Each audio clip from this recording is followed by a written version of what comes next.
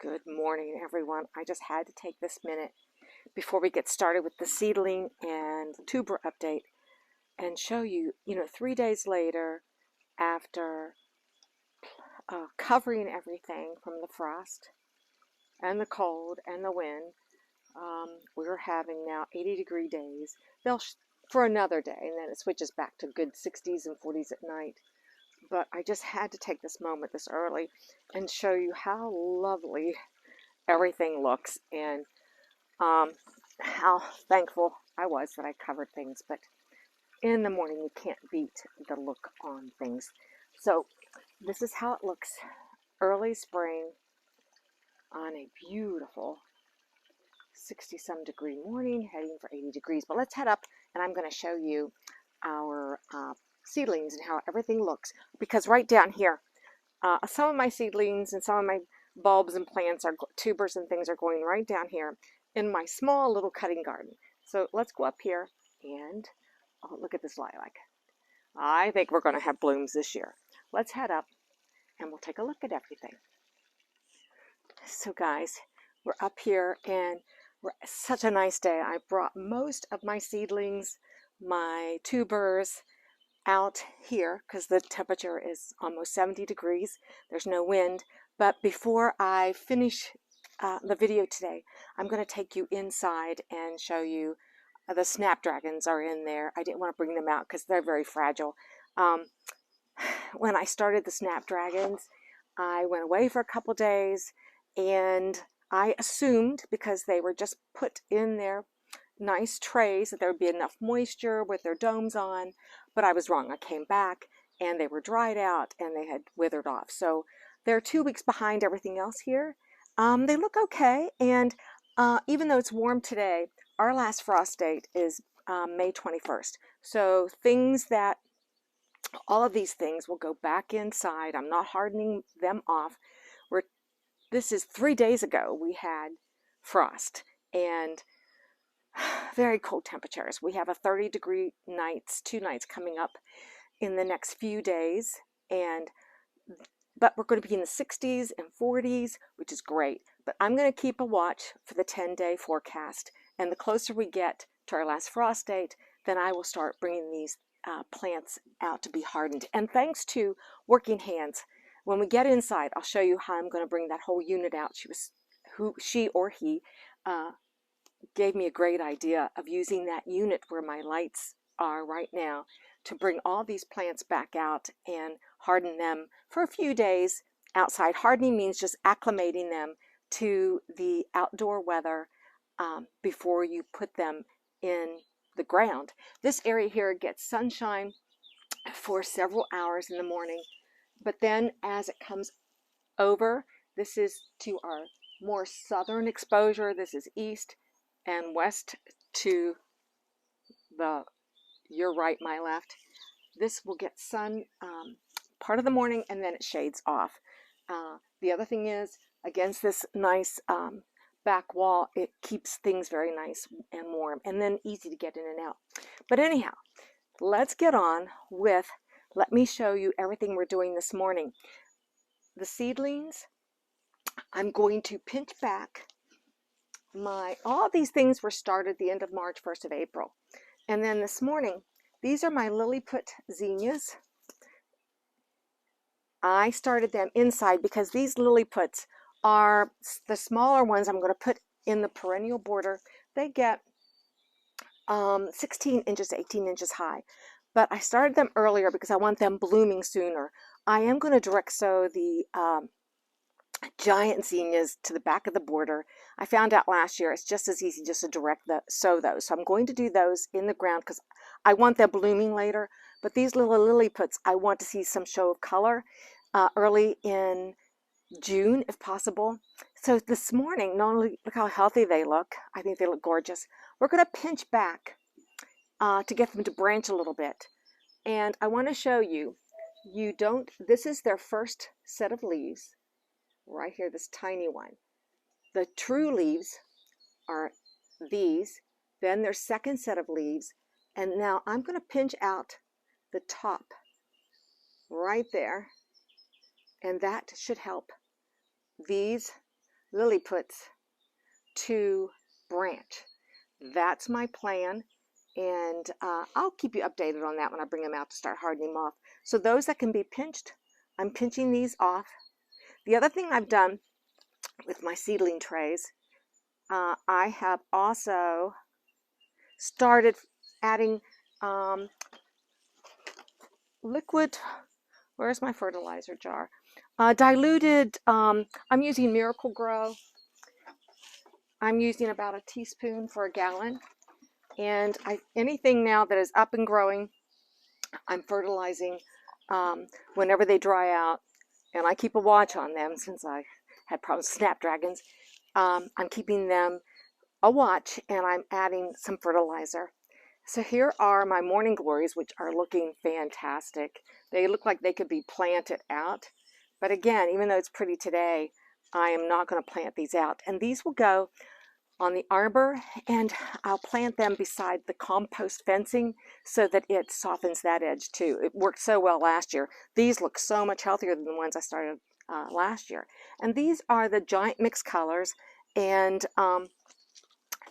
again, these will go back in just under lights. None of these are on heat mats. The biggest success, look at these wonderful dahlias. This is Gideon and this is Tirzah.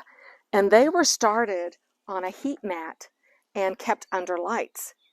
I cannot believe the size of these plants. The good news is I'm going to get earlier blooms. This is my second year to grow my dahlia tubers. And I'm hoping that these big plants, once they get to come outside, will be able to bloom a little sooner than last fall. And they were gorgeous. And I'll put pictures up on the screen about those. Here we have hollyhocks. I've never grown these before. And the hollyhocks are going to go in the back of the border. They are a large plant, which is they get 4 feet to 6 feet tall. Whether they get that tall, it won't happen this year. They're biennial, so they'll get nice and green and leafy and probably be a beautiful plant. Some of these will go down by the iceberg rose, which is right across from the cutting garden, and then the rest will go against the black fence. We'll see how they do. My first year germinating, they look pretty healthy. But again, we have, what day is today? The 24th. So we have about 3-4 more weeks before any of these are going to be set outside. In these pots, this is my winter sow Larkspur, and just yesterday I raised their lids, and trust me, with this kind of heat, these probably grew a ½ inch since yesterday. And this week, after that next cold night, although these are cold hardy, and I did some self-sowing down in the lower garden. I haven't seen any of the germination yet, but I'm not weeding in that area because it takes me a while to know what the new seeds look like. But once we get to see this this cut leaf, I'll know that it's a larkspur. But these have done really well once it finally got a little warm out. And then the last thing we're down to are my caladiums.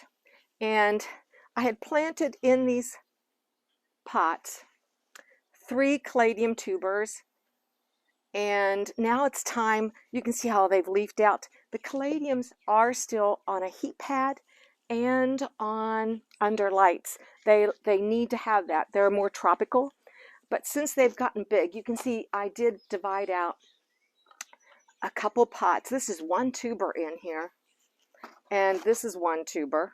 So today I'm going to show you how I take these out of these pots and just plant them in some potting soil. This is my back toe potting soil.